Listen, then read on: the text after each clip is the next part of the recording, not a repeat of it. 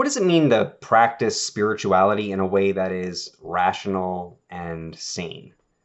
Whether you're a Buddhist, a Christian, a magician, a witch, an occultist, or just somebody who believes in a higher power, what are the signs that what we're doing tracks with reality, and what are the signs that we've been led astray somehow? In this video, I want to talk to you about what rationality is, why it matters, and how, as spiritual practitioners, we might improve our rationality. I'm doing this video alongside other content creators as part of the THINKTOBER project. This is an attempt to bring more critical thinking and rationality to the magical, occult, and witchcraft communities at large. I am including links to other THINKTOBER videos down in the description of this video. My name is Jim. I produce videos, articles, and lectures under the name Intellikaya. The focus of my work is developing deeper, more meaningful engagement with self, world, and others through the practices of thelema. I believe that life is a precious, mysterious gift, and that we lead our most meaningful lives when we are awake to and aware of this gift and appreciate our time together. I'm not here to tell you what to do, but I am here to empower you on your journey to greater light and truth, wisdom and peace. From now until Monday, October 16th, I am offering Will Discovery at a 40% discount. Will Discovery is an intensive 3 to 4 hour process designed to help you find the purpose of your life. When we know why we are here and what we are meant to do, we can devote ourselves wholeheartedly to that single purpose, benefiting others, and enjoying ourselves and fulfilling ourselves in the process. Click the link in the description below for more information about Will Discovery. So what does it mean to be rational? Generally speaking, rationality is our ability to pick up on real patterns in the environment. It's our ability to tell when we are being deceived. It's our ability to tell when we are safe versus when we are really in danger. It's our ability to tell the difference between friend and foe. It is our ability to track what is most real in our environments. Rationality is what helps us solve problems. Usually when we think about rationality, we think about being logical. For example, let's say you stop off at the grocery store on your way home to get some milk and some bread. You bring them up to the cashier, he runs them through, he says to you, that'll be $8.95. You hand him a $10 bill. How much change are you owed? Okay, that calculation that you did right there, that's an example of logical reasoning. That's arithmetic. That's one kind of rationality. Every time you ask for proof of a claim, in other words, every time you ask somebody what a good reason is to believe something, that's an example of logical reasoning, and it is one half of rationality. Here's an example of the other half of rationality. Same thing, you go to the grocery store, you grab a loaf of bread, gallon of milk, you bring them up to the register, the cashier runs them through and says, that'll be $896.54. Okay, that sense that you had right there at that moment that that's not the correct amount, that's the second type of rationality. That's your power of intuition.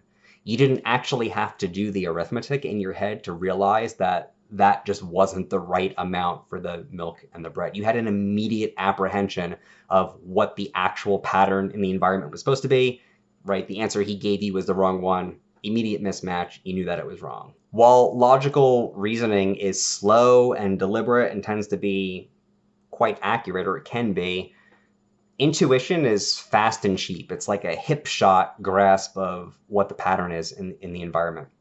Evolution equipped us with the power of intuition because we don't always have the ability to slow down and carefully think through something, right? Our survival might depend upon it. We might need to judge that someone or something is dangerous and just immediately get out of the way. And insofar as like thinking deliberately is also time consuming, it's also energy intensive, which means it requires more calories. Your brain has to eat more to do that kind of reasoning.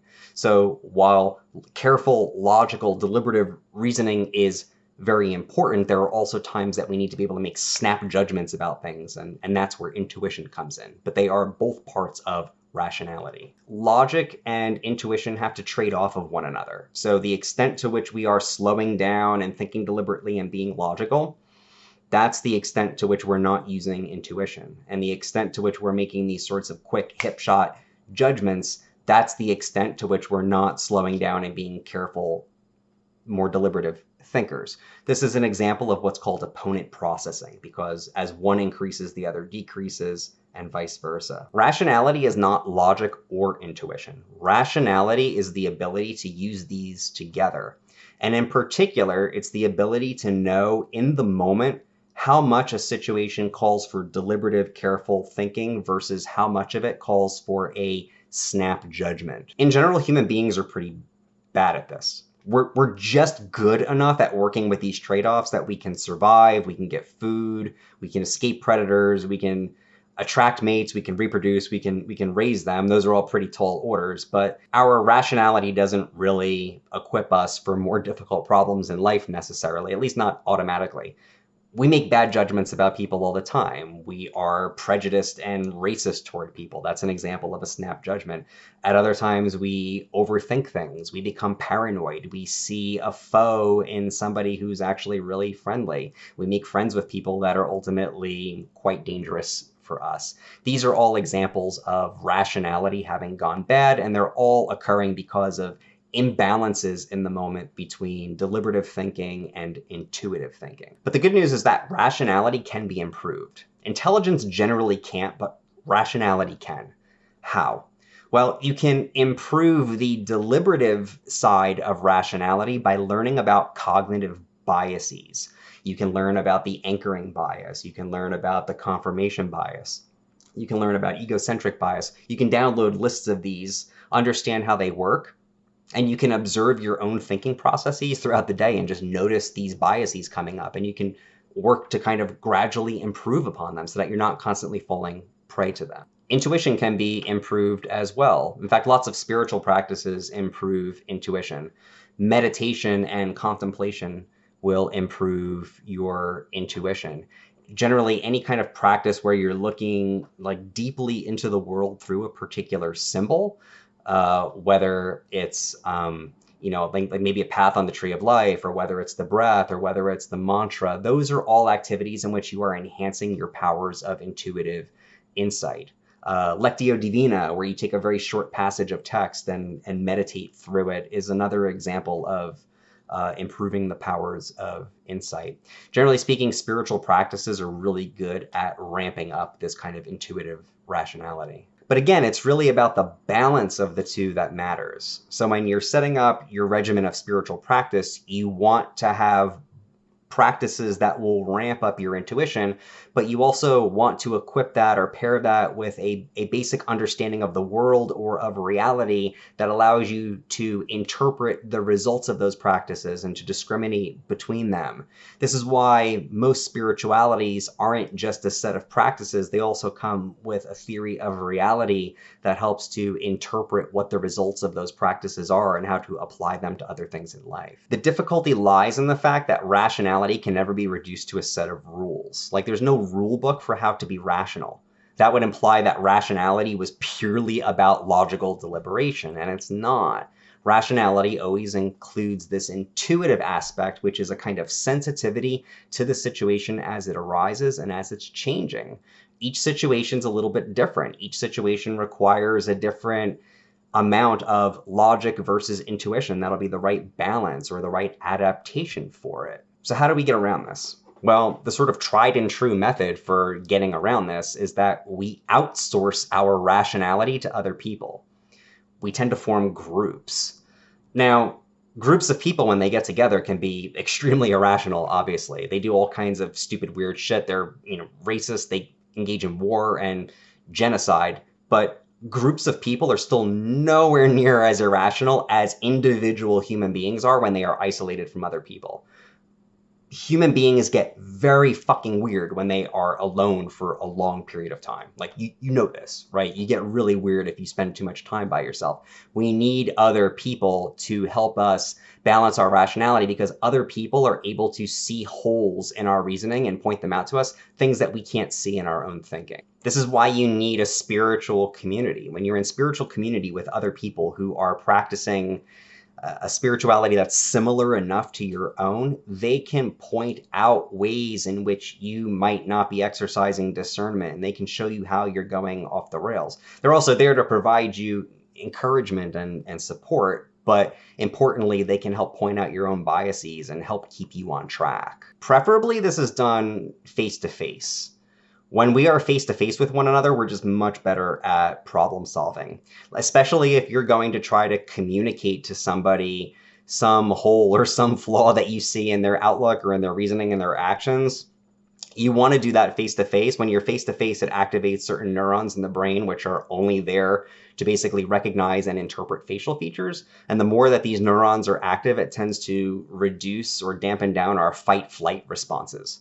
This is why if you're going to have like a really difficult conversation with somebody, you shouldn't even do it when you're riding in the car together, because you're both facing in the same direction. You want to be able to turn and look at each other, because it brings whole other parts of the brain online, which makes you just a much calmer, more rational problem solver. For some people, this is just absolutely not an option, and I get that. For them, I would say that your next best option would be an online community, but you want to do it in an online space that is properly, heavily moderated, and where there are basic ground rules, and where it's a closed community. And even then, you want to try to develop close relationships that you can, take offline and make more personal. Under no circumstances should you ever get involved in comment sections of like Facebook, Reddit, Twitter, or anything like that. That's just a cesspool. That's really, really bad for your rationality and for your mental health and for everything else. Your avoidance, I don't know whether being part of it makes people irrational or they're drawn to it because they are irrational, but it's very unhealthy. Also, if you need someone to talk to about spiritual practice, I am here for you as well. I do offer one-on-one coaching. I am not equipped to deal with mental health issues. I'm not here to offer relationship advice or anything like that, but you can share with me what you're going through in terms of your spiritual practice, and I can tell you what I see. I'm not really the sort to tell people what to do, but I will give you as an objective and outsider's perspective on things as I possibly can. If you're interested in doing coaching with me, there's a link down in the description, and you can check that out. You aren't limited to people who are currently alive. I mean, we have wisdom traditions going back thousands of years in both the East and the West. You can read the things that people have learned about reality and rationality in various books. Lots of traditions, like for example, Stoicism and Epicureanism, they have maxims. Maxims are super useful. The maxims are like rules of thumb for how to balance intuition and logic in situations, right? You can't have a rule book for how to live life, but if you memorize these maxims, they are basic rules of thumb for how you can find balance in really difficult situations. Internalizing the sage can also be really helpful. Internalizing the sage is when you have like a model in your mind of someone who's wise and you try to emulate them. So this would be like, what would the Buddha do? Or what would Jesus do? Or what would Confucius do? Or like, what would Marcus Aurelius do? This is a lot more efficient than trying to carry around a bunch of rules in your head, because you can try to emulate a personality. You can use your imagination and your storytelling to imagine what a person would do in your situation, and then you can try to put that into practice. So modeling a sage in your head is another really good way to help develop your rationality. Over time, you can gradually develop your ability to be rational. You can gradually develop your ability to go through stressful situations, but also remain in touch with reality. You can have strong emotional attachments to people and things, but not lose your objectivity. This can allow you to better discern between healthy and unhealthy people, between rational and irrational people, between people who are trying to improve themselves versus people who are always aiming down. And then the more of these like healthy, aspiring people you get in your life, the better they can complement your own thinking processes and enhance your own rationality. So it becomes like a virtuous cycle. Rationality in spirituality is not just about forming correct versus incorrect beliefs. It's not about, winning an argument or getting rid of all of your delusions. Like, you can't do that. Developing rationality is about building greater intimacy with what is real, with what's real in yourself, your authentic preferences and desires, building a relationship with what's real in other people, having authentic, supportive, mutually supportive relationships with others, and building greater intimacy with what's real in society or nature or in the world around us. It's not just about knowing what's real, it's about joyously participating in what is real. It's about reveling in what is real and celebrating it as something sacred. Rational spirituality is spiritual practice that better fits us to ourselves, to our lives, and allows a greater fit with the world so that we're in a better position to appreciate our short time here. If you found this video helpful, give it a thumbs up or leave a comment or consider subscribing. I'm trying to get into the habit of doing videos more often. If you leave a positive comment or a like, it will definitely encourage me to keep going with this. Until next time, may your minds be open unto the light, may your hearts be centers of love, and may your bodies be temples of life.